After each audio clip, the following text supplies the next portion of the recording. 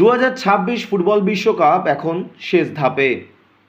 Group পর্ব, round of 32, round of 16, quarter final টপকে এখন তাদের সামনে সেমিফাইনাল আর ফাইনাল।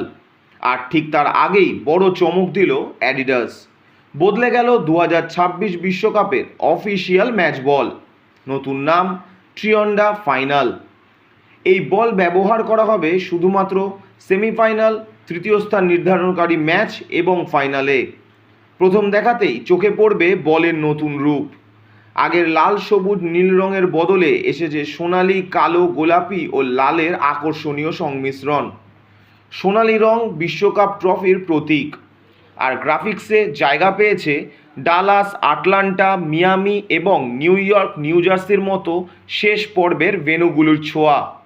বলের ওপরে থাকছে না কোনো দলের বা দেশের পতাকা, তবে শুধু বাইরের চেহারাতেই বদল। বলের ভেতরের প্রযুক্তিতে কোনো পরিবর্তন নেই। আগের মতোই থাকছে 4 প্যানেলের নির্মাণ, অ্যাডিডাসের কানেক্টেড বল টেকনোলজি এবং ইনবিল্ট সেন্সর, যা ভার ও সেমি অটোমেটেড অফসাইড প্রযুক্তিকে রিয়েল টাইম ডেটা সরবরাহ করবে। বলের ভেতরে টেকনিক্যাল কোনো পরিবর্তন না আনার কারণ যাতে বলের সাথে মানিয়ে নিতে কোনো রকম অসুবিধা না হয় ফুটবলারদের।